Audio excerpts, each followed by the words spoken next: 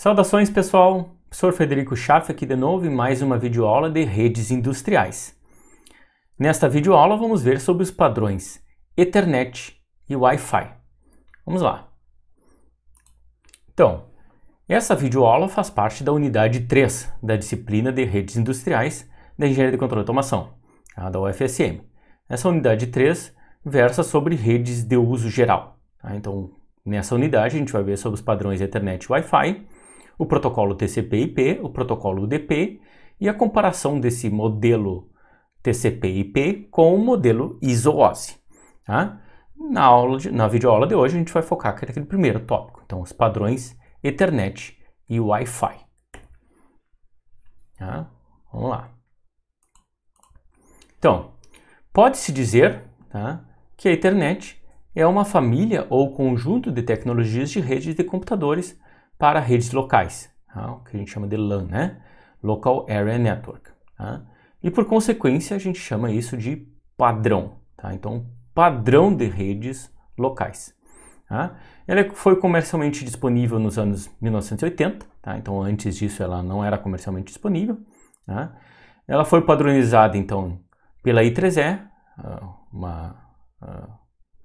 a Sociedade de Engenheiros Eletricistas e Eletrônicos, então, internacional, como norma chamada I3E 802.3. Então, por isso que vocês pegam, às vezes, um equipamento aí que funciona com Ethernet e está escrito lá I3E 802.3. Por quê? Bom, segue o padrão, internacionalmente aceito para a Ethernet.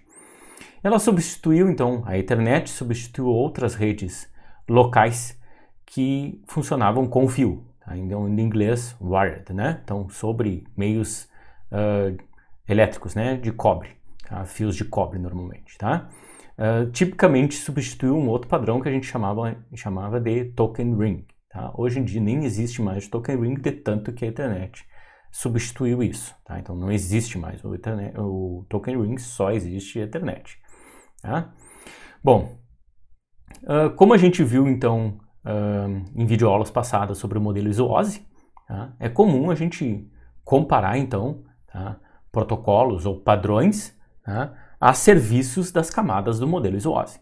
E aí a gente pode dizer então que o padrão Ethernet cumpre o serviço equivalente da camada de enlace de dados do modelo ISO-OSI. Por quê? Bom, porque faz exatamente os mesmos serviços que tem na camada de enlace de dados. Também tem uma padronização física para o Ethernet, mas essa recebe uma outra denominação, Então, e tem muitas variações. Então, o Ethernet em si ele não usa só um padrão físico, ele usa múltiplos. E esses múltiplos têm uma denominação sempre. Então, não dá para dizer que aqueles múltiplos ali são Ethernet. A Ethernet utiliza esses padrões. A gente vai ver na sequência que eu vou mostrar os mais comuns, ok? Então, importante a gente saber isso, então, que cumpre os serviços então da camada de enlace de dados. Bom, um pouquinho sobre a história desse padrão Ethernet. Ele foi desenvolvido no setor, então, ou na área de pesquisa e desenvolvimento da empresa Xerox PARC. Essa empresa Xerox vocês conhecem, máquinas fotocopiadoras, na verdade tem ainda, mas antes era muito mais forte, esse setor de pesquisa e desenvolvimento, e eles produziram então esse padrão lá dentro da Xerox PARC em 1973. E isso foi inspirado numa outra rede, que era essencialmente sem fio, que era chamada de AlohaNet. Funcionava então sobre radiofrequência.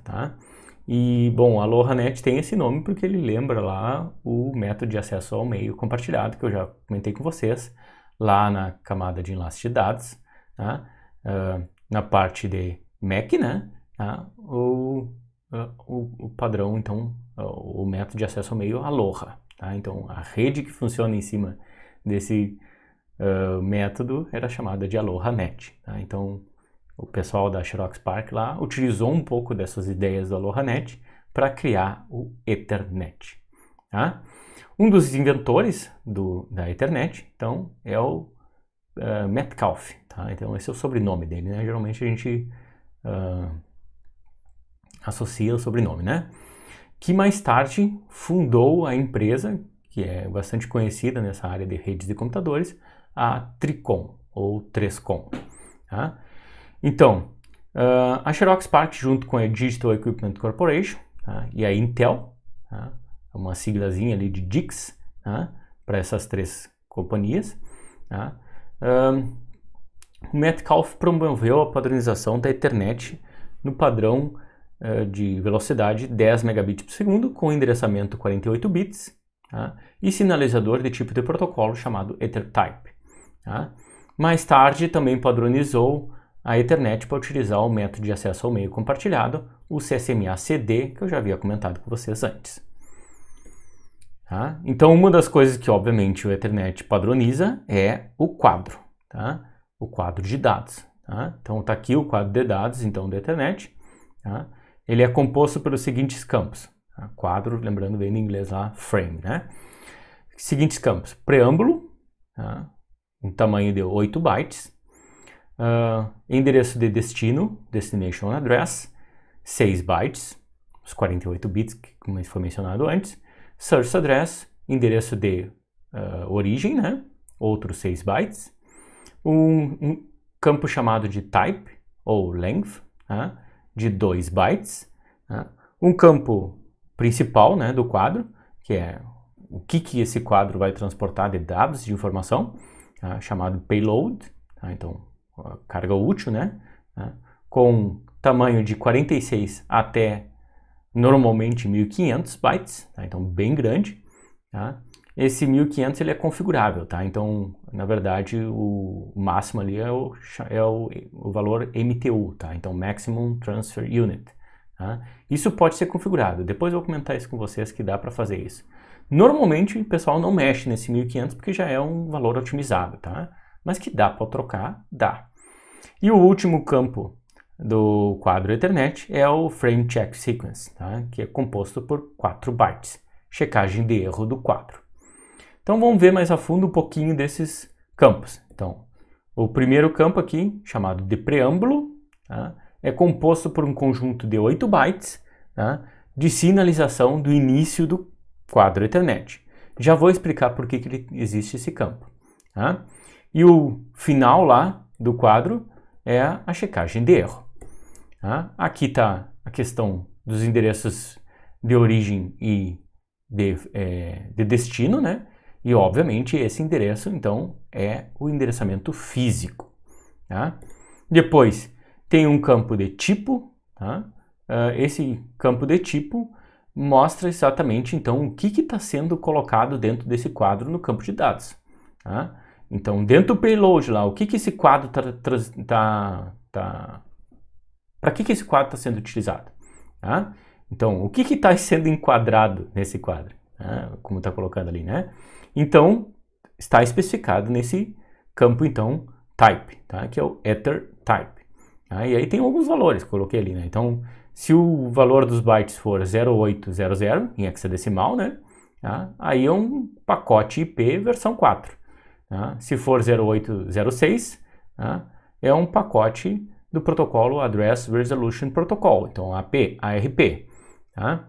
Se for 8100, daí é um quadro que tem informações de campo de Quality of Service, desculpa, né? Tá? E se for o type for 86DD, tá? Em hexadecimal, aí tem um pacote IP versão 6.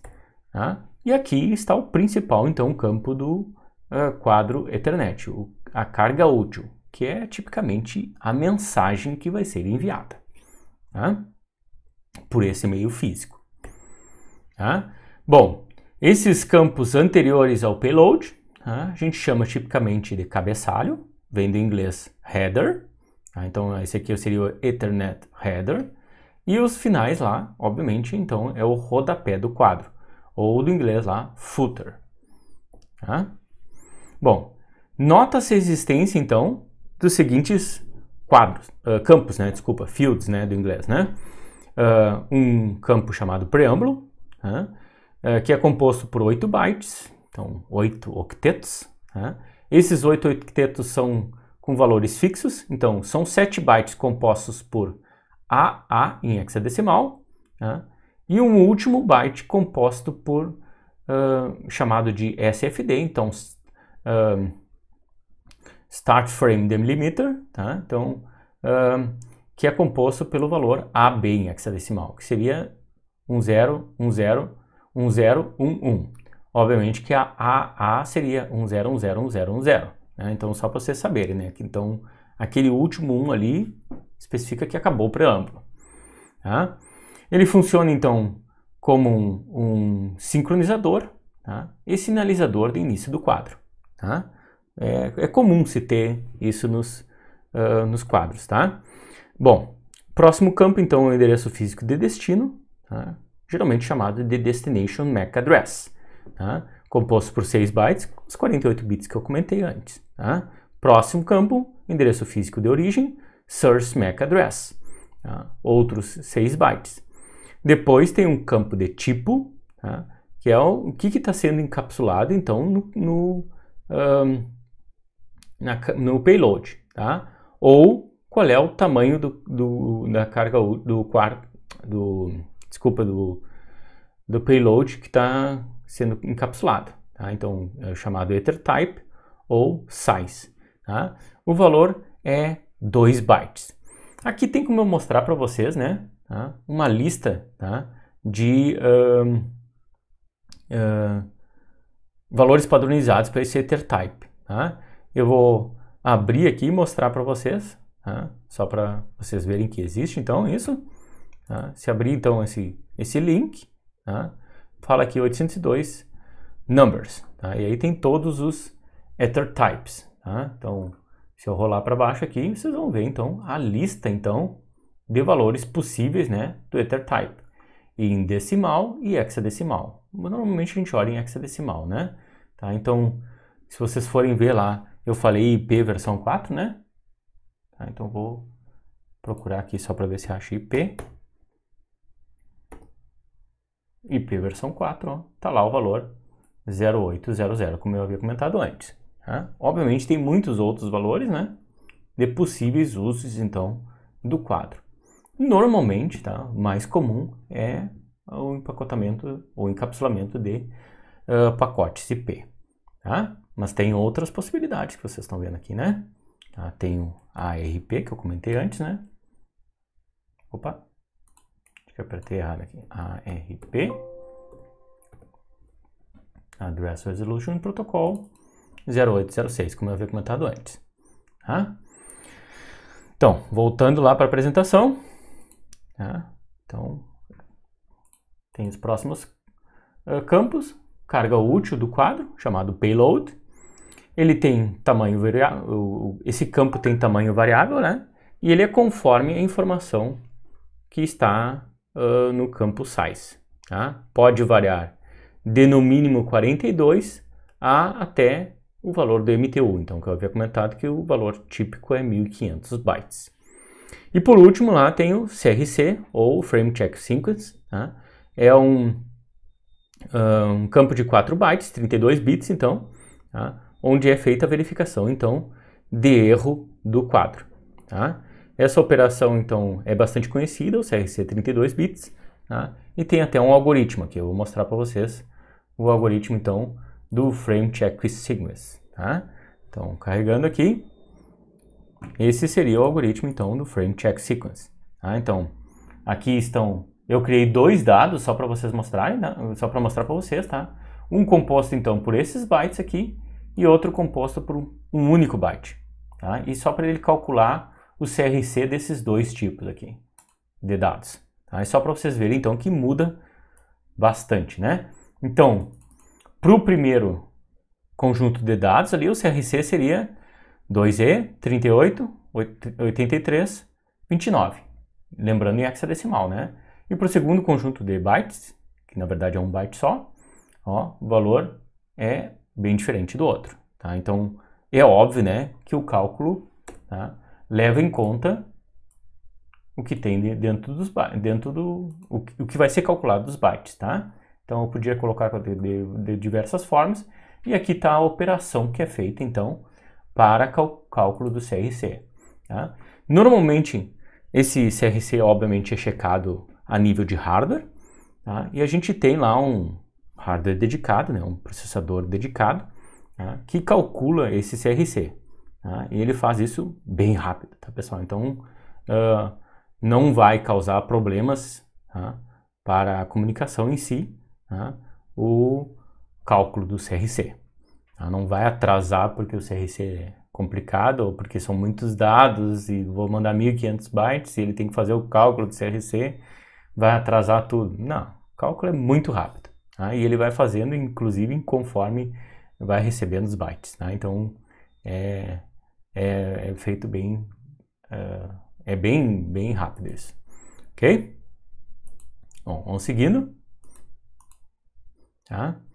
Bom, como o meio físico inicial da Ethernet era um cabo coaxial, o mesmo que era utilizado no Token Ring, tá? E este apresenta um problema de distorção dos bits iniciais, isso é intrínseco, então, desse meio físico com cabo coaxial. Tá? Os primeiros bits ali, geralmente, eles são bem distorcidos, depois se regulariza. Tá? Foi criado, então, esse preâmbulo, né, para que esses bits iniciais, depois que cumpriram o propósito ali de informar que está começando o quadro, botar fora, tá? Porque não vai ser utilizado para nada. Então, foi estipulado um preâmbulo relativamente grande com 64 bits, tá? Que contornasse o problema da distorção dos bits iniciais.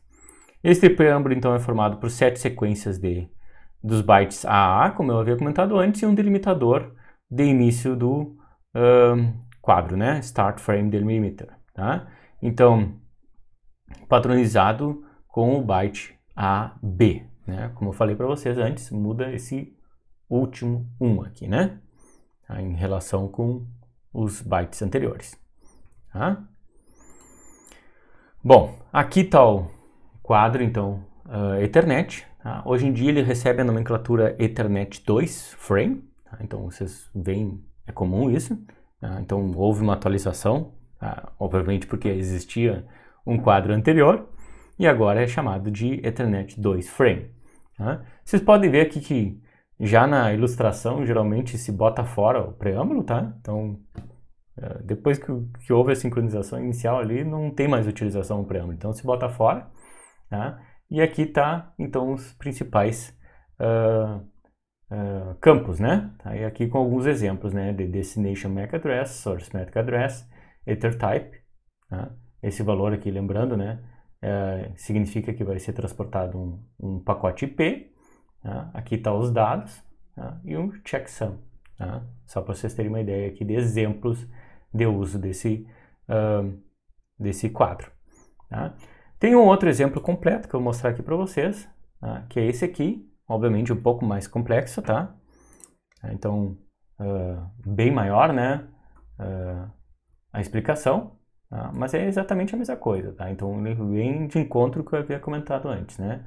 Os preâmbulos aqui, né? Como vocês estão vendo, tá explicado ali. O MAC Address, tá? Organização, inclusive, dos bits e bytes do MAC Address, tá?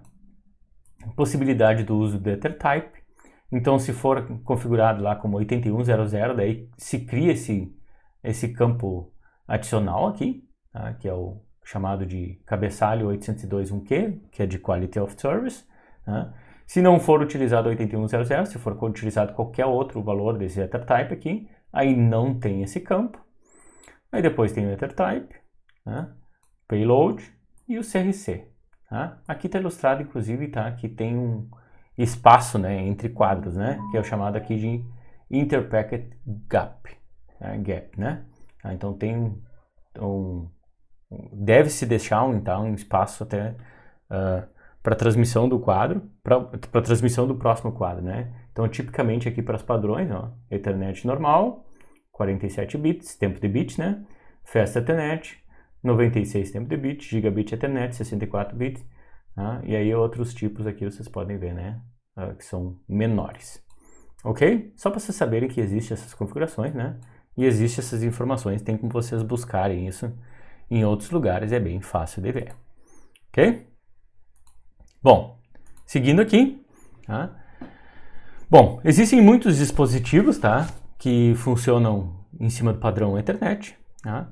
Normalmente esses dispositivos possuem o que a gente chama de NIC, tá? Que é o Network Interface Controller. Tá? Aqui alguns exemplos de NICs, então, né? Tá? Esse aqui, um pouco mais antigo, tá? Tinha a interface que a gente utiliza hoje para a Ethernet com conector o conector RJ45, que é bastante conhecido, tá? E tinha esse conector aqui antigo, entendeu? Ainda que era do cabo coaxial. Vocês podem ver, né?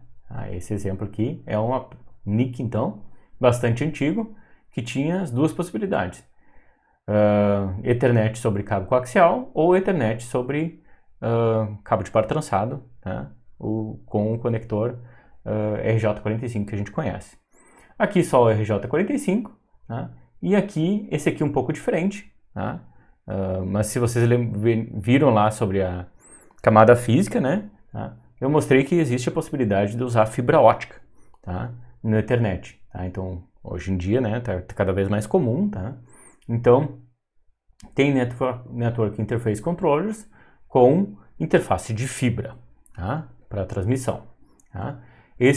Essas três possibilidades aqui, então, cabo coaxial, parte trançado com cobre, né? Condutor elétrico, ou condutor por fibra ótica, tá? São as três possibilidades que o Ethernet utiliza. Tá? Então, dispositivos comuns que utilizam esses padrões, tá? Vou listar alguns para vocês aqui, tá? Que utilizam bastante Ethernet. Um exemplo bem simples é o Hub. Tá? O Hub ele é um repetidor do sinal Ethernet. Ele funciona, ou seja, ele implementa somente serviços relativos à camada física do modelo ISO-OSI, tá? Por Ethernet. Então, o que ele recebeu numa das portas aqui, ele replica para outras portas. Por isso que a gente chama de repetidor. Ok? Um dispositivo um pouco mais complexo em termos de comunicação com a Ethernet, tá? É o switch. Tá? Aqui vocês podem ver, né? Aqui uma ilustração de um switch. Mais portas, isso aqui é chamado de porta, tá? Uma porta Ethernet. Aqui tem os LEDs relativos ao uso dessas portas, tá? Então, o switch geralmente implementa serviços relativos à camada física, enlaces de dados e de roteamento. Lembrando, né, que o Ethernet está aqui, né? Enlace de dados. Física ele faz porque, obviamente, senão não tem como transmitir, tá? E faz uma questão de roteamento, tá? Interno dele, em cima do protocolo que está encapsulado dentro do quadro. Tá? Então ele consegue desmembrar o quadro e quando tem um serviço de rede dentro do quadro, por exemplo, um pacote IP, ele consegue entender isso também. Tá? Existem vários níveis de switches, tá? O chamado nível 3, que é o switch roteador, ou camada 3, né? Em inglês, layer 3, layer 3, né? Layer 4, que seria o switch com serviço de Network Address Translation, chamado NAT, tá? Ou que implementa também firewall, ou concentrador de redes privadas, ou até com segurança de IP. E o nível 7, que é o mais completo, tá? Que ele faz inclusive distribuição de cargas de acordo com o URL das solicitações.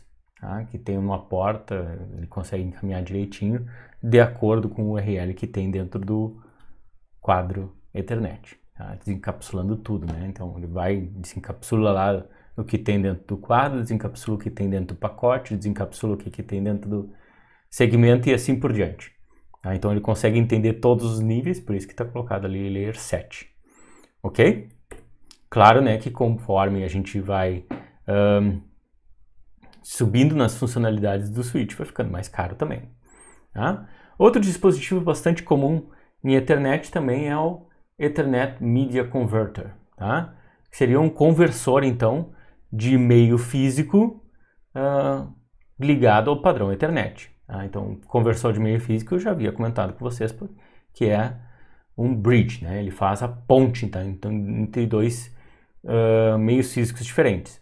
Um bastante comum aqui, né, dispositivo bastante comum que faz isso é esse aqui, então, Copper to Fiber tá? Ethernet Middle Converter. Tá? Então, o que ele faz? Bom, ele tem uma interface aqui fibra ótica, como vocês podem ver, e uma interface cabo de par trançado, tá? Com o conector RJ45 aqui, cabo então elétrico, né? Cabo de cobre, né? Por isso que está escrito aqui copper, né? Que é o geralmente utilizado. E fiber, que seria fibra ótica. Aqui um exemplo desse dispositivo. Depois eu tenho um aqui, eu vou mostrar para vocês. E um outro exemplo de um dispositivo que faz o mesmo serviço, só que com um conector de fibra ótica diferente aqui. Esse aqui seria o conector SC, tá? E aí dividido, né? TX, RX, vocês podem ver aqui. Tá? E esse aqui seria o conector SFP. Tá? Ambos são para fibra ótica. E aqui o padrão, então, sobre cabo de par trançado com cobre.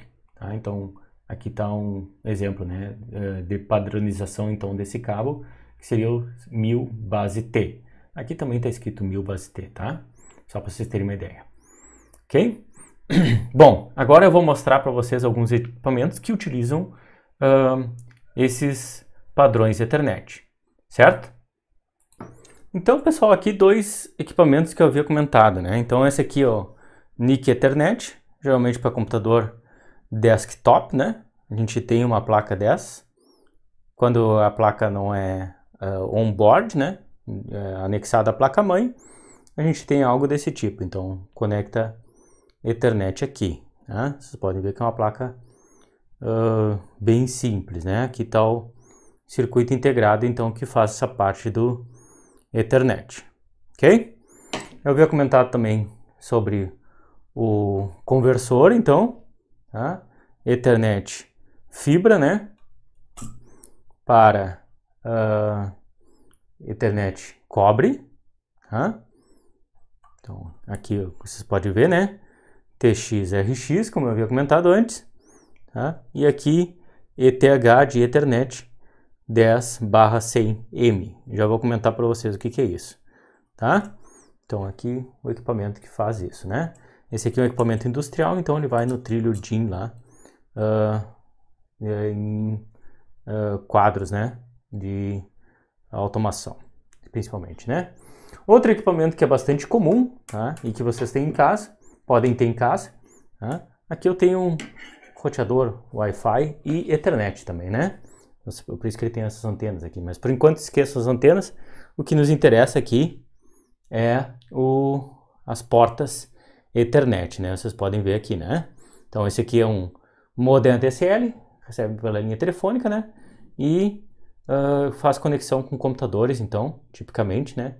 E outros dispositivos utilizando Ethernet, tá? Interessante que creio que vocês conseguem ver aqui, né? Seria os parzinhos ali, né? Vocês estão vendo que são 4 pares só que ele utiliza, né? Não sei se vocês conseguem enxergar, né? Aí depois eu vou explicar por que é só esses 4. Ok? Aqui um outro access point, tá? Então, equipamento comum para redes sem fio, né? Tá? Eles também têm conectores Ethernet, tá? Então, geralmente, a conexão mais comum é cabeada, né? Para redes de computadores é a Ethernet, ok? Só para vocês ficarem sabendo ali que existe, então, né? Esses equipamentos. Bom, o padrão Ethernet ele pode funcionar sobre diversos meios físicos, tá? Então, por isso que eu coloquei aqui possibilidades de meios físicos, tá? Aí, então, cabos coaxiais, tá? Como eu havia comentado, começou com isso e depois mudou para cabos de par trançado. Tá? Os cabos coaxiais geralmente recebem a denominação XX base 2 ou XX base 5. Esse XX ali é porque tem um número ali, né? Eu já vou explicar. Tá? Sobre cabo de par trançado, tá? Chamados de UTP, então, Unshielded Twisted Pair, a gente tem os padrões XX base T ou XX base TX. E sobre fibra ótica, tá? Que pode funcionar também, né? Como eu mostrei antes, tá? Aí recebe a denominação XX base F. Tá? Esses XX que eu coloquei ali de forma genérica, tá? Porque identificam então o tipo de cabo, tá? antes do identificador de tipo de cabo, então que é o base em alguma coisa, né? Tá? Representam a velocidade máxima, tá? Deste meio físico. Assim, um exemplo clássico, 10 base T representa que é uma comunicação sobre par trançado, tá? Com máximo de velocidade 10 megabits por segundo. Tá? Importante vocês entenderem aqui, né? É sempre Mbps, tá? A unidade. Esse B é sempre minúsculo, tá, pessoal? Porque é bits, tá? Se fosse maiúsculo, seria bytes, né? Você sabe que tem uma diferença grande de bits para bytes. Então, cuidado aí na escrita correta, tá? Em um cabo Unshielded Twisted Pair, tá? Então, seria esse 10 base T. Enquanto se fosse 1000 base F, representaria uma velocidade de 1 gigabit por segundo sobre fibra ótica. Tá? Então, por isso que esse número anterior ali, ou base alguma coisa, tá? Representa a velocidade máxima do meio físico. Ok? Bom, o mais comum, tá, é sobre cabo de par trançado. E aí com blindagem ou sem blindagem. O mais comum é sem blindagem, o UTP. Tá? Mas também tem o com blindagem, que seria o STP. Tá? Normalmente são os 3 padrões mais utilizados, tá, do Ethernet, que é o 10 base T, 10 megabits por segundo, o 100 base TX, tá, que também é chamado de Fast Ethernet ou Ethernet rápida, tá, no padrão 100 megabits por segundo, que é o mais comum, tá, e o que vem estar substituindo aos poucos agora, que é o 1000 base T, tá, que é o chamado Giga Ethernet, tá, com velocidade de 1 gigabit por segundo. Gigabit por segundo, né? Ok? Então, como é que são esses meios físicos de Ethernet, então, sobre cabo de par trançado? Tá? Aqui estão os cabos e os conectores, como eu já havia mostrado antes, tá, pessoal? Mas aqui eu vou fazer uma pequena recapitulação. Então, os cabos geralmente são de várias categorias. Tá? O categoria 5 é o mais comum. Ele possui 4 pares trançados, como vocês podem ver aqui, e eu já mostrei em vídeo anteriormente. Tá? Ele utiliza um conector modular chamado 8P8C, ou mais comum, chamado de Registered Jack, né? Então conector registrado 45, que é esse aqui que vocês conhecem e já viram múltiplas vezes, né? Conector macho e conector fêmea. E aqui o cabo, né, tá, com os 4 pares de fios que vocês podem ver. Tá? Cada par é trançado. Tá? Ele é enroladinho um no outro. Tá? Então, obviamente que os conectores e os cabos eles são padronizados. Então, os cabos eles possuem 4 pares. Esses pares têm cores padronizadas. Tá? Então, é o verde com branco, tá? Como está colocado aqui. O verde com branco é trançado. O laranja com branco e o laranja são trançados juntos. O azul e azul com branco é trançado junto. E o marrom com branco trançado junto. Tá? Bom, pessoal, aqui cuidem, tá? Porque às vezes o laranja e o marrom é bem parecido. Tá? Por que eles fizeram assim, não sei. Tá? Mas dá confusão. Tá? Então o conector é o modular, então como eu falei antes, o RJ45. Tá? E aqui estão então os 8 condutores, né? Tá? Dos 4 pares trançados. Tá? Se a gente pega um conector macho, tá? Da esquerda para a direita, então, né? O primeiro pino aqui, né? Tá? Do conector é para ser colocado então o condutor então verde com branco, desculpa, né? Do lado dele o verde, depois o laranja com branco, azul com branco, laranja, marrom com branco e marrom. Ah, professor, por que pulou aqui? Por que não é laranja com branco e depois laranja? É a padronização, tá, pessoal? Eles escolheram deixar assim. O que eu posso fazer? Tá? É essa padronização que escolheram. Tá? Tá aqui a padronização, então T658A é essa que padroniza, então, esses condutores nesse conector, tá? E aí, de acordo então com o padrão, tá? Cada condutor desses pode ter um sinal. No 10 base T, tá? Então lembrando, 10 megabits por segundo, tá? O condutor então verde com branco tem o TX+, o verde o TX-, comunicação diferencial então entre esse condutor e esse condutor tem um sinal então de transmissão. O sinal de recepção está entre o laranja com branco e o laranja. Tá? Então, pino 3 com o pino 6, como vocês podem ver aqui. No padrão 10 base T. Os outros condutores não são utilizados. Tá? Então, vocês podem ver aqui 4. Se vocês voltarem ao vídeo e olharem ali o modem ADSL com 4 portas Ethernet que eu mostrei, só tem 4 condutores, né, no conector fêmea. Por quê? Porque é exatamente esses aqui que ele usa. Então já dá pra gente saber de cara, opa, ele usa o 10 base T. Isso aí. É isso aí mesmo que ele está usando. Tá? Bom, vamos ao ou 100 base T, né, que é também a mesma coisa, tá, pessoal? Então, se vocês forem ver aqui, é exatamente a mesma coisa, 100 base T também. Tá? Então, 10 base T, 100 base T, tá? Eles têm a mesma pinagem. Vocês podem ver aqui, né? Tá? Bom, já o 1000 base T é diferente, tá? Todos os condutores são utilizados, tá? E aí tem aqui bidirecional de data A, mais e menos, né? Porque então é comunicação diferencial ainda, tá? Aqui entre o verde com branco e o verde, tá? O laranja com branco e laranja continua também, tá? É utilizado os condutores azul e azul com branco, tá? Tá aqui, vocês podem ver, tá? E é utilizado também o marrom com branco e o marrom, tá? Então, para comunicação são usados daí os 4 pares no padrão 1000 base T. Já vou explicar por que isso, tá? Obviamente que tem uma explicação. Bom, interessante vocês saberem também, tá? Que ligado ao padrão Ethernet UTP, tá? Podem ser alimentados dispositivos, tá? Nos padrões 10 base T e 100 base T, tá?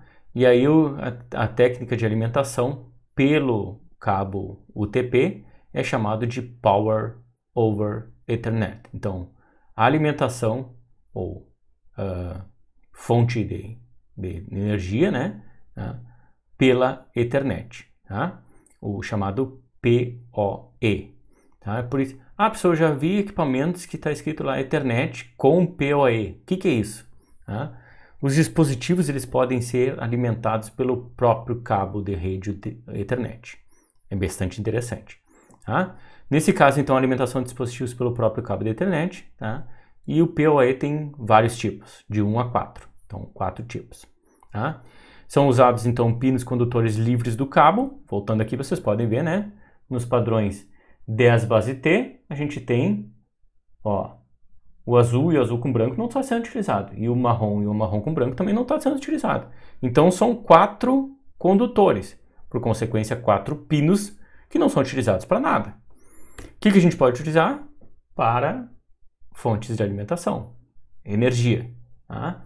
Então, cada tipo do Power over Ethernet, que eu falei que tem 4, né? Tá? Possui, então, uma tensão e corrente estabelecida, então, tá? Então, de acordo com o padrão. Tá? O mais comum é 48 volts, tá, de tensão e potência máxima de 24 watts, tá, o que dá meio ampere. Tá? Então, como é que a gente pode alimentar o dispositivo? Então, está aqui o esquema de conexão, tá? E normalmente a gente tem um dispositivo que é esse, como esse, tá?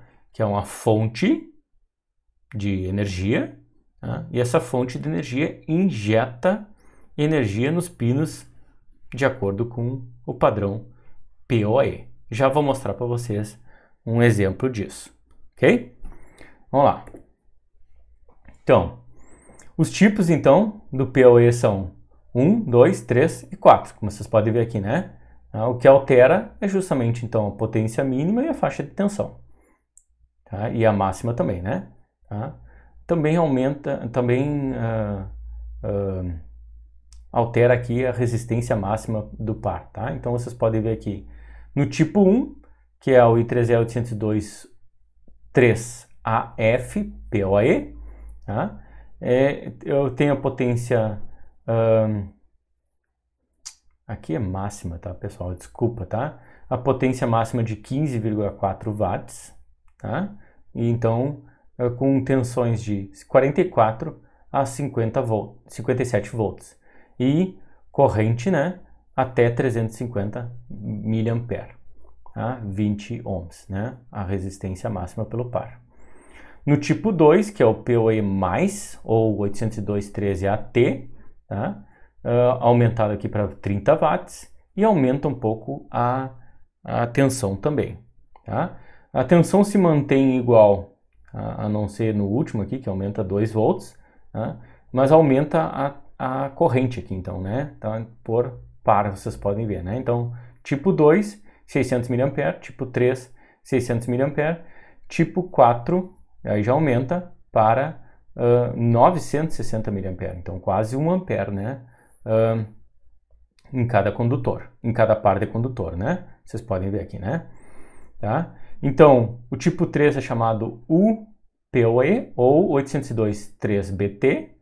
O tipo 4 é chamado de 802BT só, tá? Sem essa denominação aqui, UPoE. Tá? Então, que dá a máxima corrente. Tá? Então, quase 1 ampere por par. Bem alta, né, pessoal? Tá? Seguindo. Então, aqui estão as categorias de cabo de par trançado mais comuns, né? Como eu falei para vocês, então, o mais comum é a categoria 5, que é utilizado pelo padrão sem base TX ou sem base T, tá? E o categoria 6, que é utilizado para o 1000 base T Ethernet. Aqui estão a banda, então, que cada categoria permite, então, ser utilizada, né? Vocês podem ver a categoria 6, a categoria 5 aqui, tá? Até 100 MHz, por isso que 100 megabits por segundo, tá? E o categoria 6 permite 250 MHz, ele faz um truque aqui para permitir 1000 bits por segundo, né?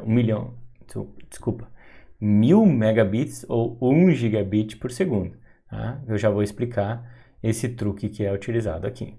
Ok? As outras categorias tipicamente não são utilizadas pela Ethernet, tá? Mas pode ser que algum outro padrão aí utilize com uma velocidade menor. Tá? Então, vamos lá.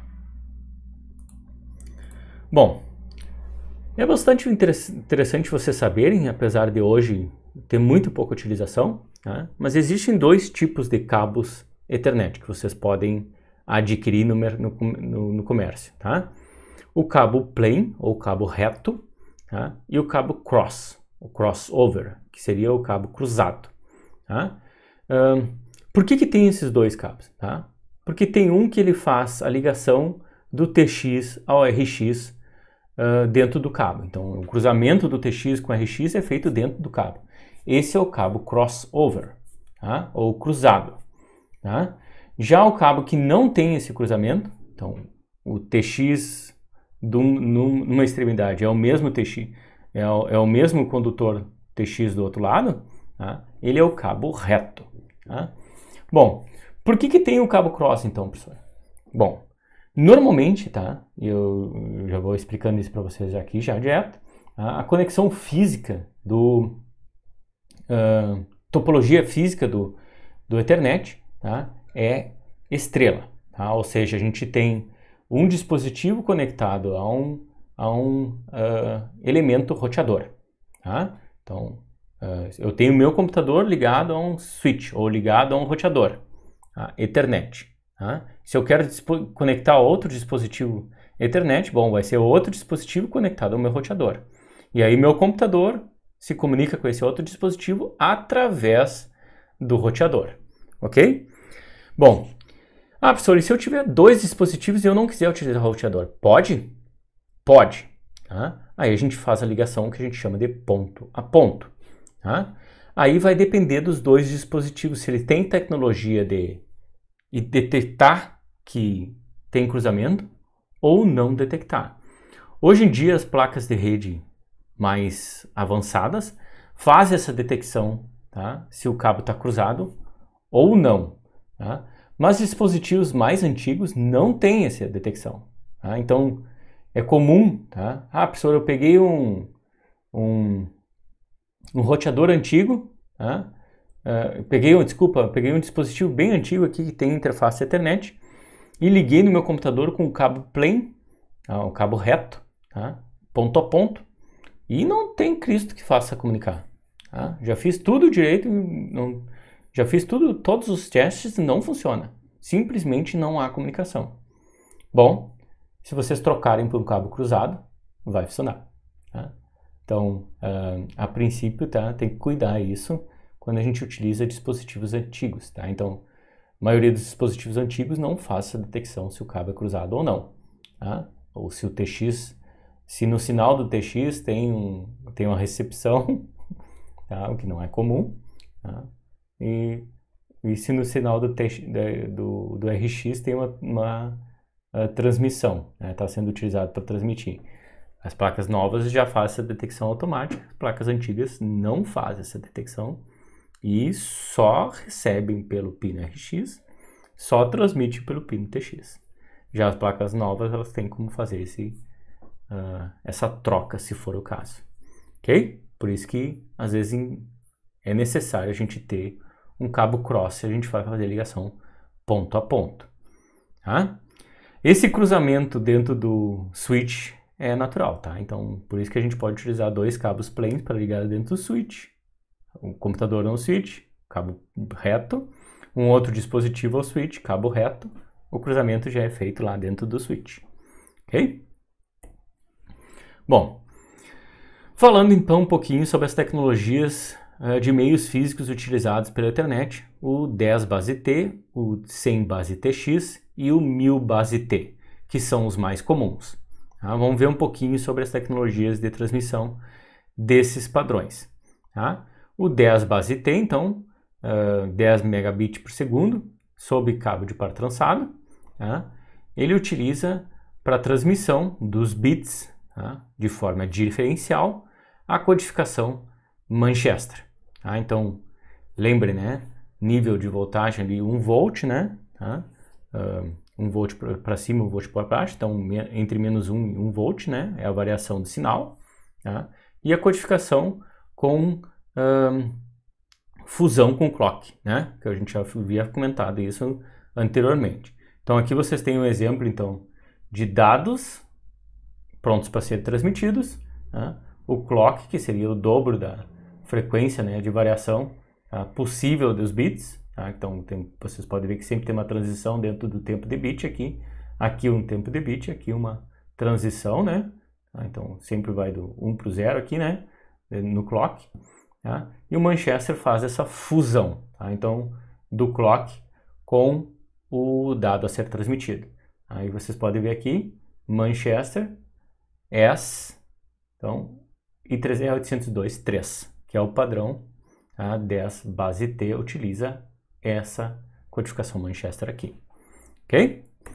Bom, o outro padrão, 100 base TX, tá? Lembrando, né? Ele utiliza uma codificação chamada 4B5B, tá? E a tecnologia de transmissão chamada MLT3, tá? Que é semelhante à codificação Alternate Mark Inversion, então é AMI. Tá? O tempo de bit aqui é 8 nanosegundos, tá? O que permite então a transmissão uma taxa de até 125 megabits por segundo. Ah, professor, mas se é 125 megabits por segundo, por que está 100 lá? Tá? Bom, é utilizada uma técnica aqui, tá? Diferente da Manchester, tá? Que é o 4B5B. Tá? E dessa forma, tá? É utilizado um bit extra, tá? Em cada conjunto de 4 bits é transformado em 5 bits, então tá? Para garantir uma sincronia. Tá? Bom, aqui está o exemplo do MLT3. Tá? Vocês podem ver os dados, podem ver o clock, tá? E podem ver a codificação MLT3. Tá? Que vocês podem ver aqui que não tem transição dentro do tempo de bit, que nem tem no Manchester, né? Aqui tem uma transição sempre dentro do tempo de bit. Aqui não tem, tá? Então, é claro que vocês podem ver, né? Que a transição dos bits aqui, né? Ou a transição do sinal depende, obviamente, dos bits a serem transmitidos. Tá? Então, posso ter sequências muito grandes de uns e zeros, tá? Que podem atrapalhar a sincronia do receptor. Tá? A única coisa que é feita aqui é que o 1 sempre vai mudando, ó, de polarização. Então, o primeiro 1 aqui está com polarização, ou então nível de sinal positivo, o próximo é 0, o próximo é negativo, o próximo é 0, o próximo é positivo, então ele sempre vai nessa escadinha, né? Tá? Começou do 1, vai para o 0, vai para o outro. Depois do outro, vai para o 0, vai para o outro. Então são 3 níveis, por isso que é chamado de MLT3. Tá? O 0 aqui é sempre 0, né? Então vocês podem ver, né? Então isso dificulta um pouco a questão do... desculpa, o 0 aqui é sempre... ele sempre vai variando, né, tá, pessoal? Então vocês podem ver aqui o 0, ele sempre mantém, né, o sinal anterior. Então o 1 aqui era positivo, se for uma outra sequência positiva é um 0. Se o próximo 1 é 0 e quiser transmitir um 0, ele vai manter a mesma nível de sinal, né? Vocês podem ver aqui, esse é o chamado MLT3. Tá? Um pouco confuso, né? Tá? Mas é assim que funciona. E a sincronia é realizada em cima dessa codificação, então, 4B5B, que é essa aqui. Então, um conjunto de 4 bits, tá? É codificado dentro de 5 bits. Então, tem um bit extra aí que é colocado justamente para garantir a transição. Então dessa forma, tá? Se garante que em ao menos 2 transições, sempre dentro de um conjunto de 5 bits. Tá? Na prática, então, vocês podem ver que em vez da gente transmitir 4 bits, a gente vai estar sempre transmitindo 5, e um desses bits vai ser jogado fora. Então a gente diminui aqui, né, a taxa de transmissão útil para 100 megabits por segundo. Tá? Então, porque essa codificação aqui do 4B5B, tá? Insere um bit extra que é utilizado só para sincronia. Só para vocês terem uma ideia aqui, né? Tá? Então aqui estão os conjuntos de bits possíveis, né? Tá? 4, então, 4 bits, né? Conjunto de bits possíveis, né? Vocês podem ver aqui, então, é exatamente do hexadecimal, né? Tá? Então, 0 até F, tá? Vai de 00000 até 1111. Tá? Então, aqui estão os bits e a transformação para o 4B5B, então, em 5 bits. Então, o 0 vira 1110. O 1 vira 01001. Tá? Então, vocês podem ver que está sempre inserindo 1. Tá? Não tem... esse aqui é um padrão, tá? Então, tem essa lógica aqui sempre é a mesma lógica. Tá? E vocês podem ver, né, que tem alguns conjuntos de 5 bits que não estão aqui. Tá? Então, esses conjuntos de 5 bits, tá? Ou seja, sobram alguns códigos que podem ser utilizados para outras coisas. Por exemplo, sinalização de erros. Tá? Então, conjunto de 5 bits lá que não representa 4 bits de dados pode ser utilizado para outra coisa, por exemplo, sinalizar erro. Aqui estão as sinalizações possíveis, então, com esses códigos que sobraram. Tá? Bom, o outro padrão, 1000 base T, tá? Utiliza o que a gente chama de PAM5, tá? Que é o Phase Amplitude Modulation. Então, modulação, tá? Em amplitude de fase. Tá? Ainda é utilizado o tempo de bit de 8 nanosegundos, tá? O que na prática nos dá máximo de 125 megabits por segundo. Tá? Mas aí tem os truques. Tá? A codificação PAM5, tá, possui 5 níveis. Então, na prática, pode ser enviados 2 bits por vez, tá? Sobrando um nível para a sincronização. Tá? Já vai ficar claro quando eu mostrar para vocês o gráfico que mostra esses 5 níveis. Tá? Esse padrão ainda, tá? Para aumentar ainda mais a taxa de transmissão, tá? Além de duplicar então com esses 2 bits por vez, seria 250 megabits por segundo, tá? Ainda utiliza os 4 pares, tá? Para transmissão, tá? O que faz então 250 vezes 4, 1 gigabit por segundo. Tá? Então na prática são enviados pelos 4 pares, tá? A cada 8 nanosegundos, 2 bits. Tá? Então, né? E aí, com esses 2 bits, eu acho que eu me atrapalhei aqui em alguma coisa, agora não estou me achando, né? Mas com essa técnica, tá? A gente consegue enviar, então, 8 vezes mais rápido do que os 125 megabits por segundo. E 8 vezes mais rápido, 8 vezes 125 megabits, seria o 1 gigabit por segundo, ok? Então, seria 2 bits em cada par, tá? Como são 4 pares, 2 vezes 8, 2 vezes 4, desculpa, é igual a 8, né? Então, aqui a gente teria a transmissão serial aliada à transmissão paralela, tá? Porque são 2 bits num condutor, mais 2 bits no outro condutor, mais 2 bits no outro condutor, mais 2 bits no condutor. Cada condutor está transmitindo serialmente, tá? Só que eu estou usando 4 condutores. Tá? Então, na verdade, eu tenho transmissão serial em cada par e paralela, porque eu estou utilizando 4 pares para transmitir ao mesmo tempo. Tá?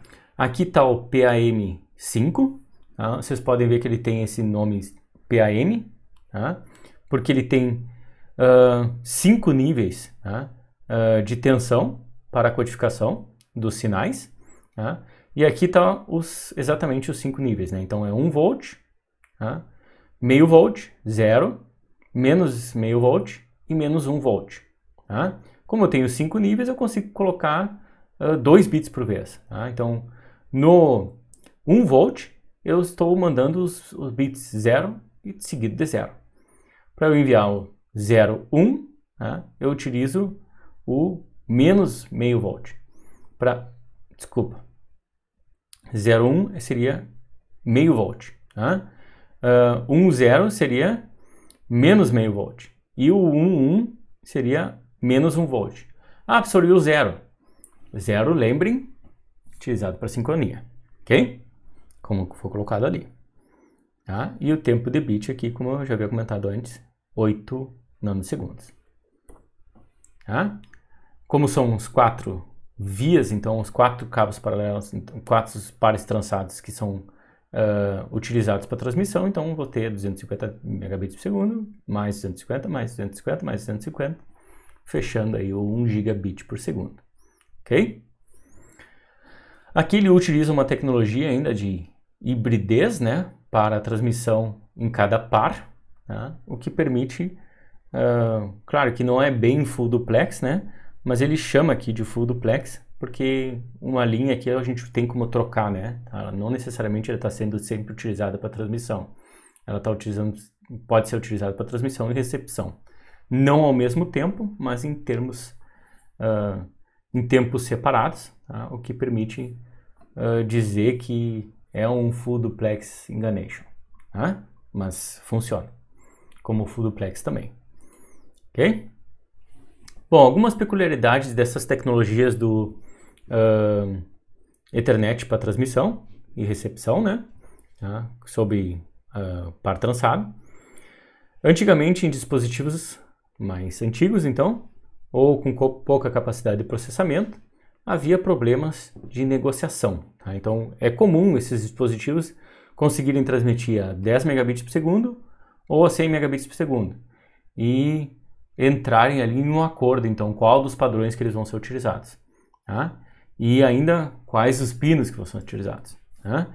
Então, era comum se ter problemas, quando os dispositivos eram bem antigos, de negociação, se vai ser utilizado todos os pinos TX e RX ou só uma linha. Tá? Se for só utilizado só um par trançado para transmissão, é half duplex. Se for utilizado os dois, né, vias separadas, é full duplex. Quem faz essa negociação são os dispositivos. Então, antigamente tinha problemas com essa negociação. Hoje em dia não tem mais. Mas só para vocês ficarem sabendo que pode ocorrer. Bom, vamos à padronização específica então da Ethernet, não mais no meio físico. Tá? E aí vamos entrar então, obviamente, nos serviços de enlace de dados. E endereçamento físico, que é o chamado MAC address. Tá? Então, é o endereçamento dos dispositivos Ethernet, tá? Do hardware, né, utilizado para transmissão. Tá? Então, dos Network Interface Controllers. Tá? Cada dispositivo desses tem um endereço físico que é composto por 6 bytes ou 6 octetos, né? Muitos chamam octetos. Tá? E esses 6 bytes, obviamente, são 48 bits. Né? Então, cada byte tem 8 bits, vocês fazem 6 vezes 8, 48. Tá? Bom, esse MAC address é dividido em dois conjuntos. Tá? Os 3 primeiros bytes são informações do fabricante, tá? E os outros 3 bytes são identificadores únicos. Tá? Com 24 bits, então, a gente tem 17 milhões de combinações, o que permite, então, identificar 17 milhões de fabricantes e 17 milhões de equipamentos diferentes desses fabricantes. Tá? Então, é bastante endereço. Tá? Então, o que é difícil que um fabricante faça tantos dispositivos assim, tá? A ponto de repetir o MAC address. Tá? Bom, aqui eu coloquei para vocês, né, tá? Que tem uma listinha, então, de endereços, né, de fabricantes. Isso aqui eu vou disponibilizar, né, para vocês, mas isso aqui tem na internet. Tá? Vocês acham bem fácil. Tá? Então, se por um acaso vocês acharem lá um dispositivo que nos primeiros 3 bytes do MAC address tem 0000, tá? É um dispositivo produzido pela Xerox. Tá? Aí, vamos achar um aqui que a gente conheça.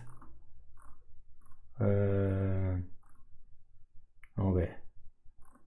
Western Digital, tá aqui. Ó, é 0000C0. Os 3 primeiros bytes. Tá? Vamos mais para frente. Samsung 0000F0. A Samsung tem mais de um, tá? Mas só para vocês saberem que esse aqui é da Samsung. Tem outros. Tá?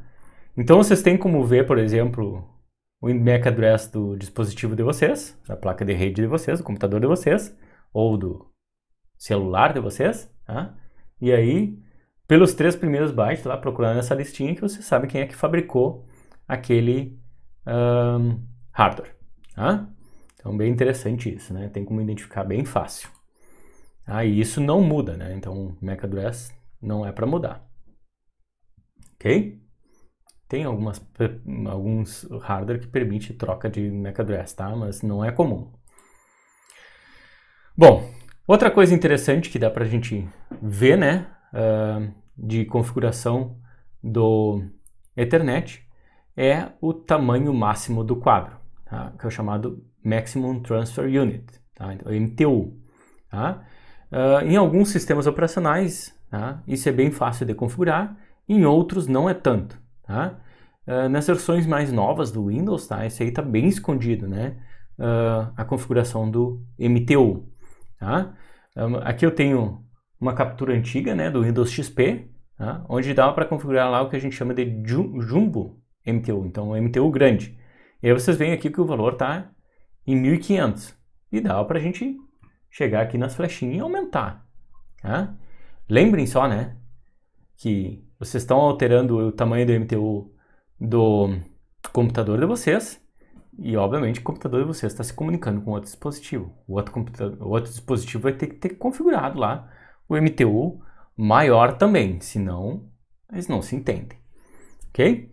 Então, o mínimo do payload é entre 42 bytes, tá? Até o MTU, tá? Então, é bastante comum isso. Só para mostrar para vocês alguns exemplos, tá? Eu vou abrir aqui as configurações do Windows. Então, aqui estão as configurações da central de rede de compartilhamento do Windows. Tá? E vocês podem ver, né, que eu estou conectado a uma rede Wi-Fi, tá? E aqui por Ethernet eu não estou conectado. Tem como ver qual é os meus adaptadores, tá? Que estão em uso atualmente. Tá? Vocês podem ver aqui, mostra Bluetooth, né, que não estou utilizando, tá? O que é chamado de conexão local aqui, que é utilizado pela máquina virtual, Ethernet e o Wi-Fi. Esses aqui são os mais importantes, né? Então, para minha conexão à internet aqui, eu estou utilizando o Wi-Fi. Mas poderia utilizar a Ethernet, tá? Então, aqui estão as configurações possíveis, então, da Ethernet. Vocês podem ver, né? Aí, se vocês entrarem aqui nas configurações, tá? E no avançado, vocês vão ver as configurações que vocês podem trocar, né? Então, aqui, Advanced EE, controle de fluxo, endereço de MAC, dá para trocar se for o caso. Não recomendo, tá, pessoal? Mas só para vocês saberem que dá para fazer. Tá? Configurações, né, de memória e tal. Velocidade, negociação, ó. Dá para vocês trocarem aqui também. Então, se quiserem usar sempre uma coisa, dá para usar. Full e half duplex, como eu havia comentado. Melhor é vocês deixarem no automático, tá? Então, tudo está em alta negociação aqui. Tá? Então, todos esses parâmetros aqui dá para a gente trocar se a gente quiser. Tá? Não aconselho vocês mexerem se vocês não sabem o que estão fazendo. Tá? Mas só para vocês saberem que existe. Tá? Existe essa configuração aqui. Tá? Outra coisa que existe também é a configuração do MTU. Tá? Nas versões mais novas do Windows, tá? Essa configuração do MTU está bem escondida. Tá? Mas se vocês abrirem o terminal lá do Windows, tá? e escreverem netsh, tá? interface IPv4 show sub interfaces, tá? Aí ele vai listar aqui qual é que é a MTU que tem das interfaces que vocês têm. Então aqui eu tenho Wi-Fi, ó, está configurado para 1500. Ethernet está configurado 1500. Esse aqui, que é uma placa virtual, está configurado com valor diferente, ó, 1404. Tá? O Hamachi aqui. Aqui é um serviço virtual, né? Tá? De configuração, ele tá configuraram lá, o software configurou para 1404. Por quê? Bom, provavelmente ele utiliza aqui um tamanho menor para depois colocar dentro para transmitir. Tá? É mais ou menos assim a ideia do Hamachi. E se vocês quisessem trocar, tá? Dá para trocar por comandos netsh. Tá? É um pouquinho complicado trocar, mas dá para trocar o valor se vocês quiserem lá. Bastava escrever, então, tá? O comando netsh aqui, trocando, então, o MTU da interface que vocês querem. A relativa interface, obviamente, como eu falei antes, depende do NIC. Ok? Bom, isso sobre Ethernet, tá, pessoal? Então, acredito que ficou bem claro para vocês. Tá? Nessa videoaula também vamos ver sobre o Wi-Fi. Tá? Ali está o símbolozinho do Wi-Fi. E uma das coisas interessantes que eu gostaria que vocês notassem, tá? É que o Wi-Fi é sempre escrito em itálico, né? Porque está em língua estrangeira. Tá? E a denominação dele é assim, Y-Fi. Tá? E tem esse jeito certo de escrever e esse aqui é o jeito certo de escrever Wi-Fi. Tá? O Wi-Fi é um padrão, então, também da I3E, é o 802.11. Tá? Então, diferente do outro, que é 3, esse aqui é o 802.11. Tá? Então, é um padrão diferente do Ethernet.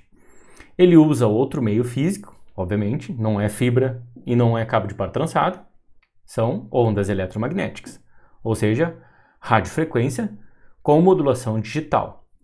Também utiliza outro método de acesso ao meio, que não é o CSMA-CD, utiliza o CSMA-CA. Mas, E aqui está a parte interessante do Wi-Fi. Ele utiliza o mesmo quadro do Ethernet, tá? E tem a mesma estrutura de MAC address.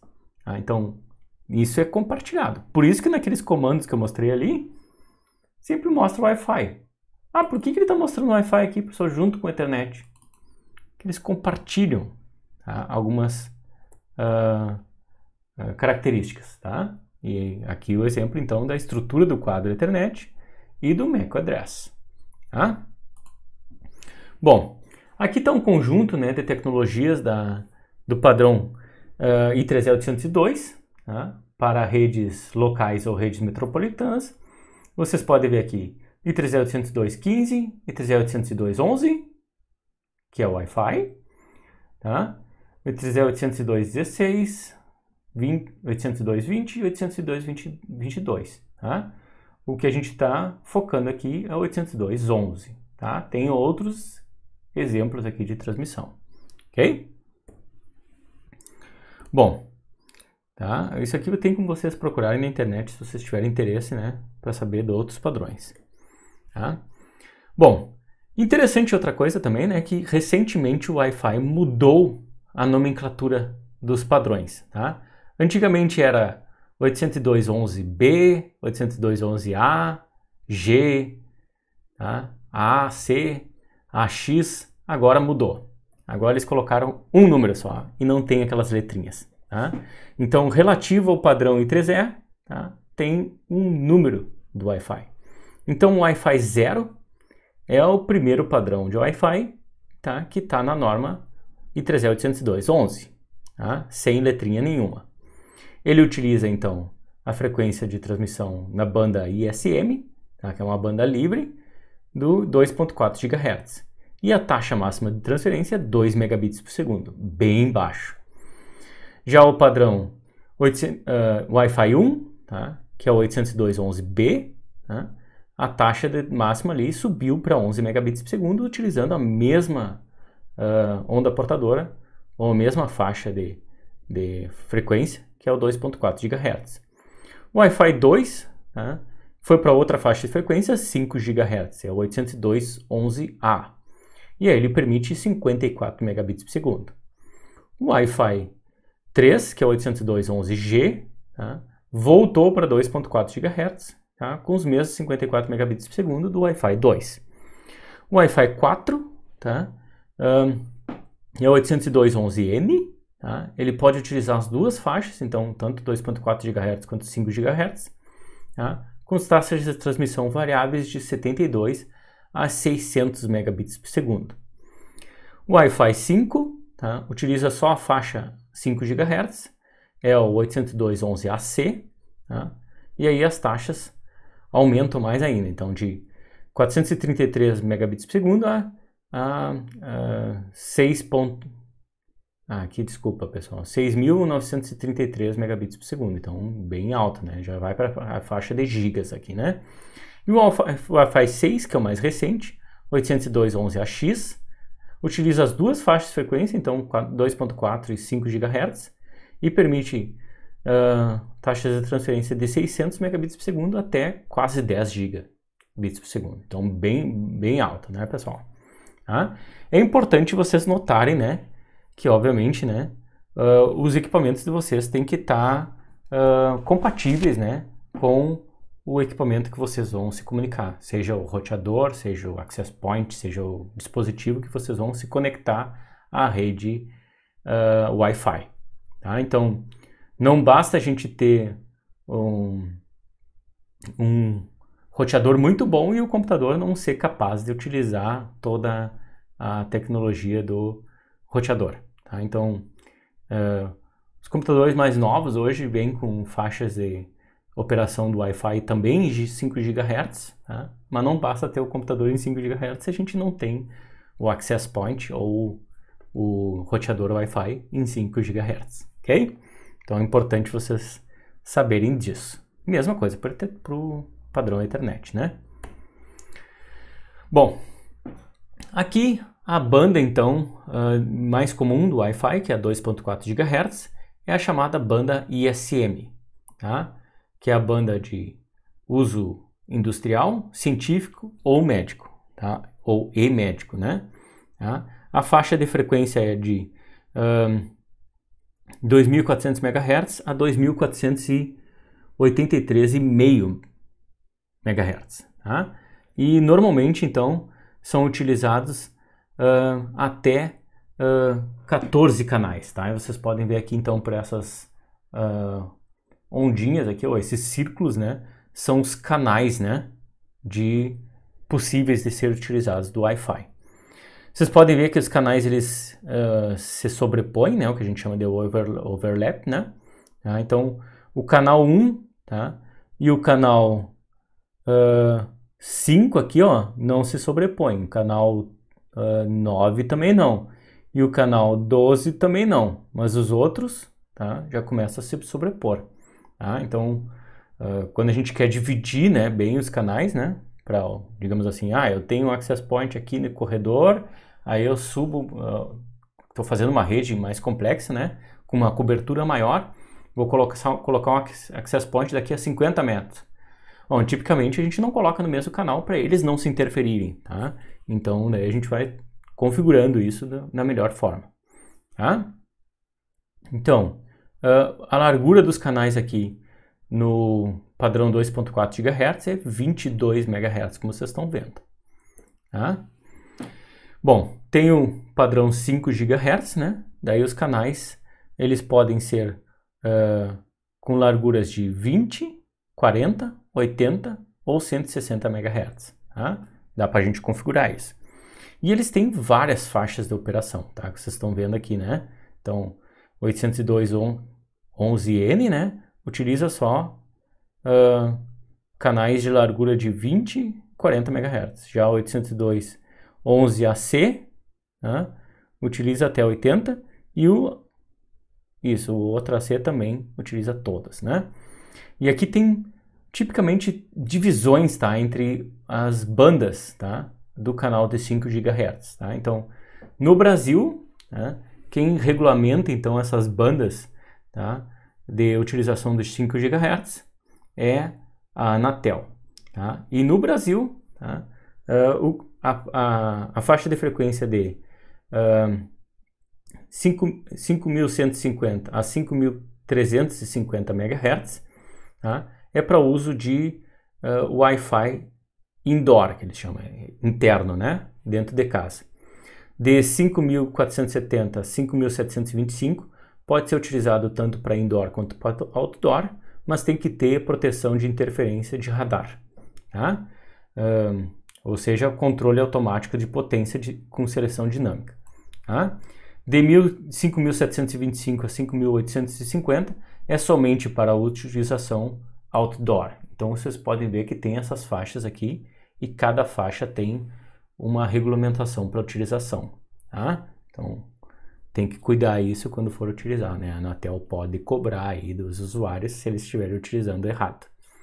E obviamente também dos fabricantes se eles utilizarem uma faixa que está regulamentada para outdoor, para uso indoor, né? Para o equipamento indoor. Então tem que cuidar isso, ok? Bom, aqui estão alguns exemplos de Network Interface Controller, tá? De Wi-Fi. Então, a placa de rede aqui com Wi-Fi. Esse aqui num computador desktop, né? Tá? Com uma anteninha, vocês podem ver. E aqui um dispositivo bastante utilizado, né? Para projetos de Internet das Coisas, né? IoT, Internet of Things, né? Que é esse aqui, o ESP, tá? 32 ou ESP8266, né? Que ele tem um circuito integrado aqui com acesso Wi-Fi, tá? Justamente, né, para essa questão de internet das coisas. Tá? Ambos são NICs, então Wi-Fi. Bom, o Wi-Fi possui 5 tipos de modulação, tá? Que podem ser utilizados dependendo da designação ou da versão. Tá? Aqui os exemplos, então. O BPSK, QPSK, 16 QAM, 64 QAM e 256 QAM. Tá? Obviamente, né, que conforme vai avançando aqui, né, tá, tem mais complexidade, né, nessa modulação.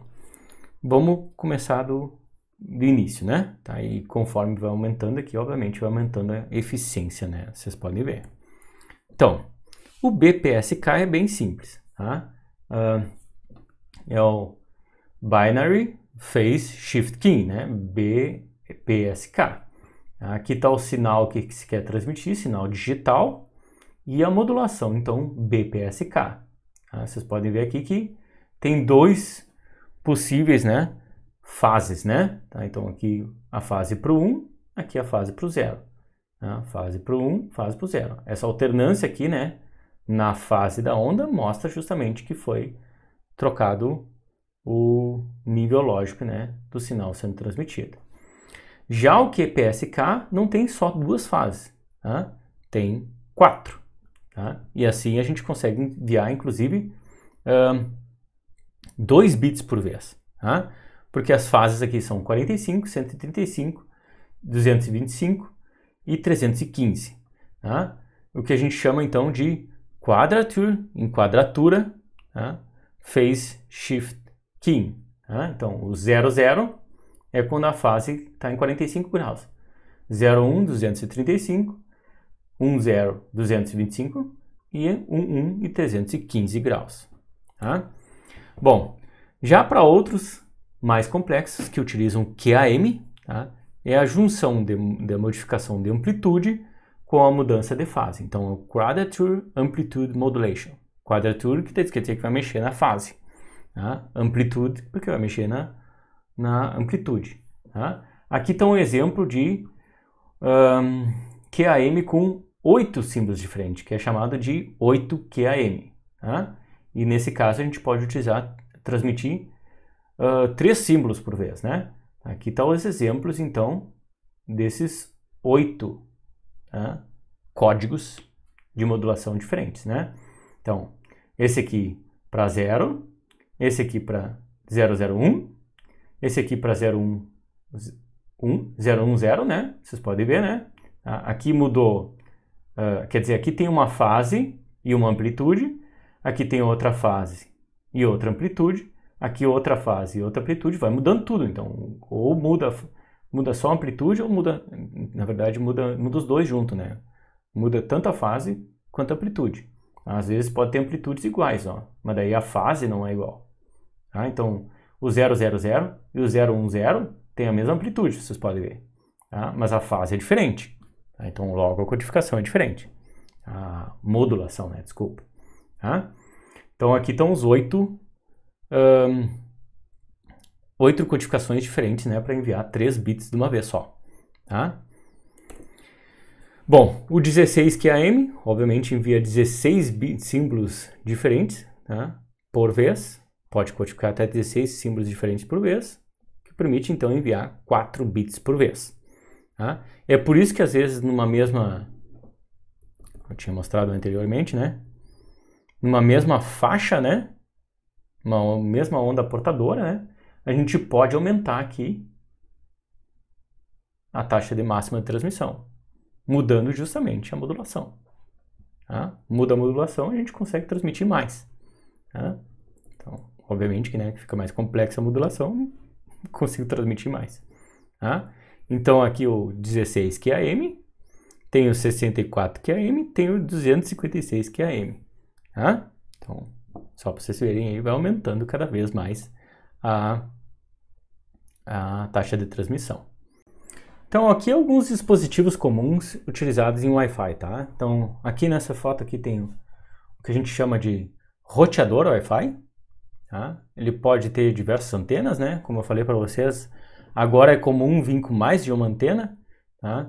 Algumas, às vezes, dividido, então, para redes 2.4 GHz e redes 5 GHz. Tá? Então, para direcionar melhor, né? Tá? E dividir essas duas tecnologias.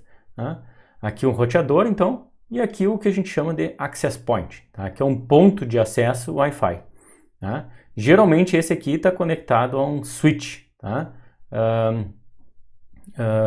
Ethernet, tá? Então os clientes Wi-Fi se conectam nele, que por consequência se conecta a um switch Ethernet. Tá? Então, para a conexão. Agora na sequência, tá? Vou mostrar para vocês então um dispositivo então desses access point, tá? Com Power over Ethernet, só para vocês verem como é que funciona. Então só para mostrar para vocês agora na sequência, tá? Então pessoal, aqui é um dispositivo bastante comum, tá? De uso Wi-Fi, que é esse aqui, o roteador Wi-Fi, tá? Com modem ADSL. Então, né, vocês veem aqui, ele é um modem ADSL, tá? Então aqui dá para ver conexão com a linha telefônica, tá? E ele tem essas anteninhas aqui, tá? Para conexão então Wi-Fi. Tá? Esse aqui é bastante comum, tá? Geralmente pessoal que tem internet em casa, né, tá? Com um provedor comum aí, tá? Utiliza um equipamento desse, tá? Não necessariamente ADSL, né, mas tem um roteador Wi-Fi, ok? E tem um outro exemplo, tá? Que é aqui esse aqui, que é o Access Point, tá? Esse aqui é o Access Point da Ubiquiti, tá? Vocês podem ver, tá? Ele é bem simplesinho, então ele parece uma bolacha, né? Ele é meio grandinho, mas ele parece uma bolacha, também o tamanho da minha mão, né? Vocês podem ver. E aqui embaixo, então, ele tem, tá? Somente três conectores, na verdade, né? Tem um USB, mas não precisava ter USB, tá? E tem duas interfaces de Ethernet, tá? Então, geralmente aqui eu conecto ele ao switch, tá? E o interessante dele que vocês veem aqui, né? Opa, professor, eu não estou vendo fonte de alimentação. Como é que ele é alimentado? Tá? Ele é alimentado por Power over Ethernet. Vou mostrar agora para vocês na sequência. Então, pessoal, aqui eu liguei essa fonte aqui, que é a do Power over Ethernet, na minha tomada, tá? Vocês podem ver... aqui não dá para ver. Vamos ver se eu consigo mostrar. Tá, vamos ver. Ele está escrito aqui, então, que é uma fonte... tá invertido, né? Desculpa. Mas tá escrito aqui que é uma fonte Power over Ethernet. Tá? Interessante aqui, então, aqui está escrito PoE, creio que vocês conseguem olhar. Tá? Então, aqui sai um cabo Ethernet. Tá? Esse mesmo cabo eu vou ligar no meu Access Point. Tá? Aqui no main. Ligo. Opa, tá ligado, desculpa, acho que eu não coloquei direito. Aí vocês podem ver que ele não tem nenhuma outra fonte de alimentação, né? Tá? Ligo ele aqui. Não sei se vocês enxergam, mas tem uma luzinha branca, tá? E daqui a pouco vai vir uma luzinha azul piscando, tá? Que é de configuração. Ele demora um pouquinho para iniciar.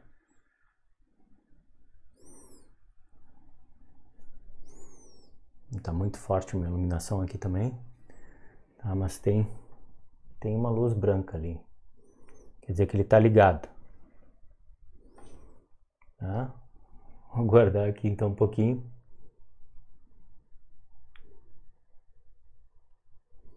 Só para ver se ele... Efeito demonstração, tá, pessoal? Mas tá tudo ligado. Aí, ó. Agora veio a luz azul, tá? Creio que vocês conseguem ver ali. Mas a luz aqui tá muito forte, daí ele não aparece tanto azul. Mas esse azul aqui daqui a pouco vai começar a piscar, dizendo que ele tá procurando configuração, tá? Então esse é um access point aí, alimentado por Power over Ethernet. Então basta eu ter um cabo Ethernet conectado a ele, tá? Que além da rede Ethernet, né, ele já tá alimentado e funcionando. Tá? Isso que é interessante. Tá? Bom, vocês conseguem ver o azul ali? Aí, ó, o LED azul ali que tem ali, quer dizer que ele tá ligado. Ok? Aqui estão os padrões, então, do Power over Ethernet. Tá? Vocês podem ver, né?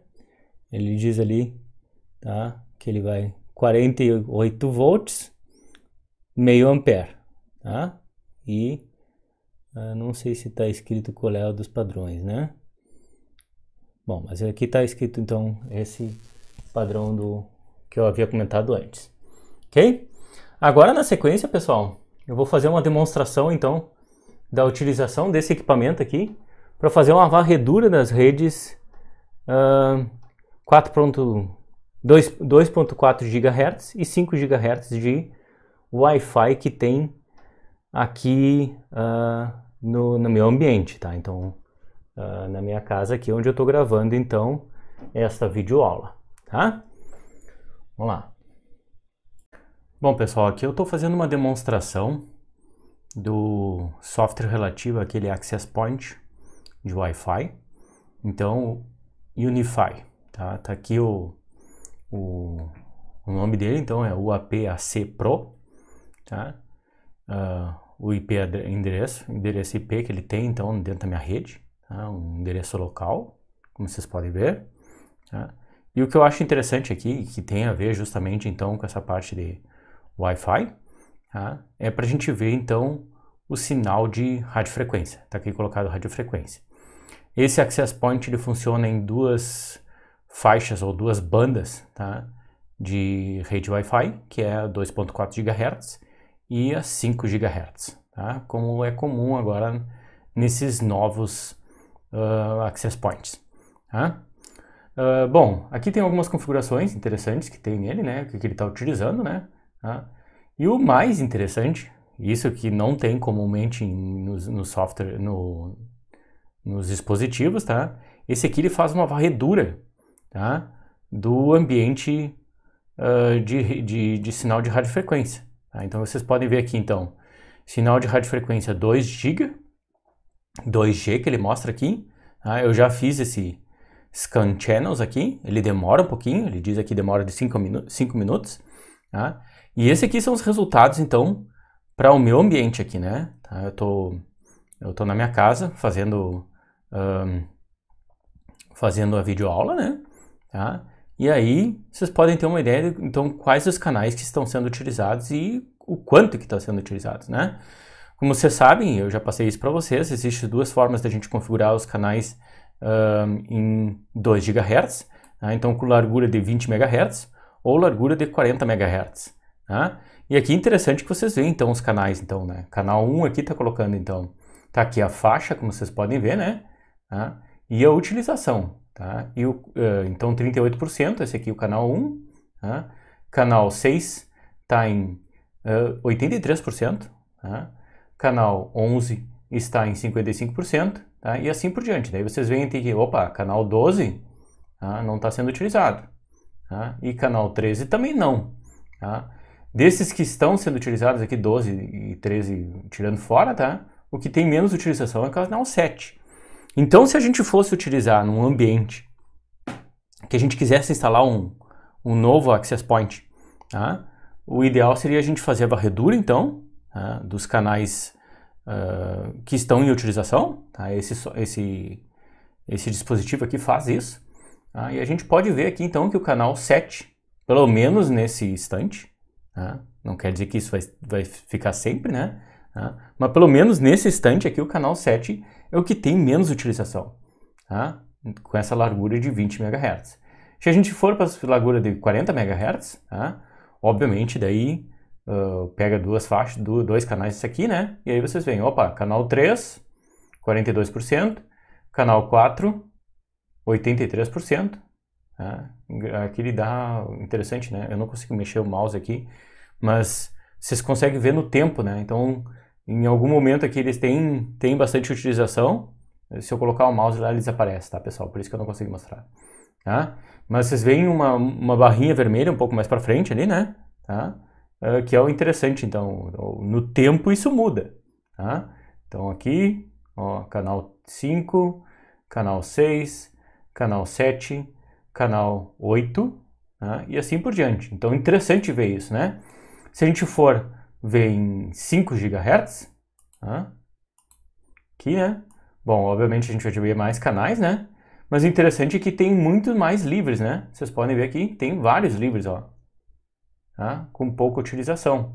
Tá? Então, bom, vocês sabem, né, que os dispositivos 5 GHz não são tão comuns, então tem menos, tá, que os dispositivos 2.4 GHz, tá? Então provavelmente eles estão ocupando menos a banda, né? Tá? E aí tem mais canais livres, né? Vocês podem ver aqui, né? O que é interessante, né? Então tem como a gente configurar, né, os dispositivos aqui para usar os canais com menos uso, assim dando menor interferência, assim, obviamente, facilitando, né, o tráfego de informações pelo canal, pelo sinal Wi-Fi, né? Tá? Bem interessante isso aqui, tá? De mostrar para vocês, então por isso que eu fiz essa mínima demonstração aqui, ok? Bom, pessoal, existem vários sistemas embarcados, tá? Que podem ser utilizados, né? Com essas interfaces, então, tanto Ethernet quanto Wi-Fi.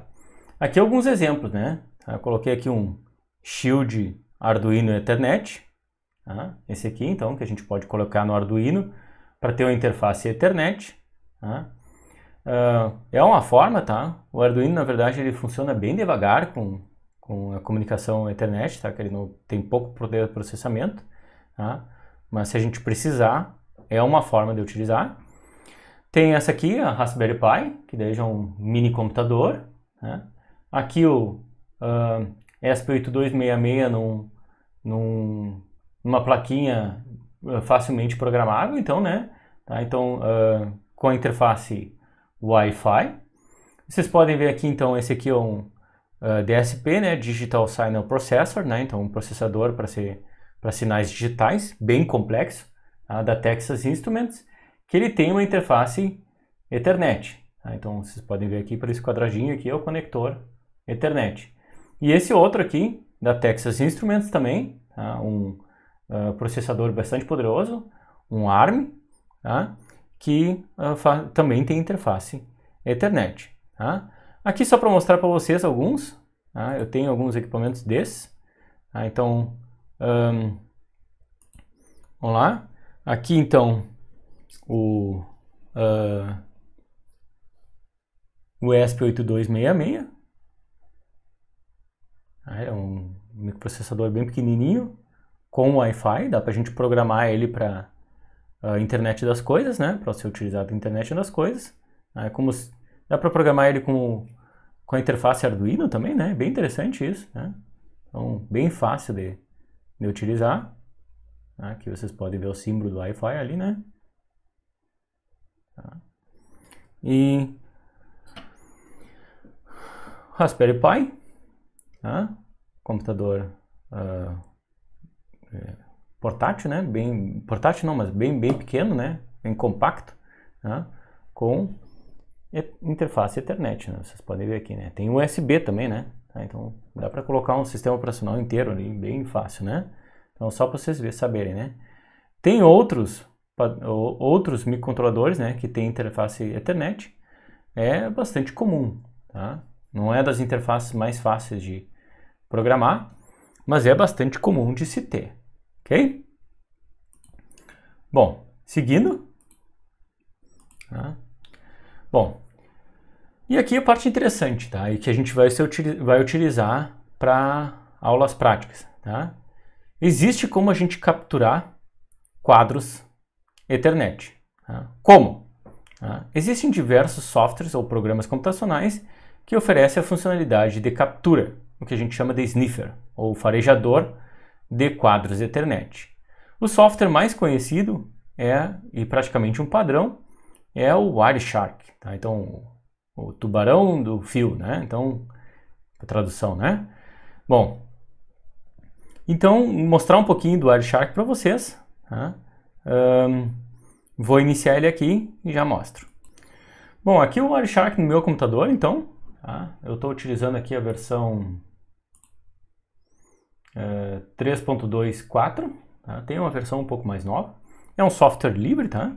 Então, bem interessante, tá?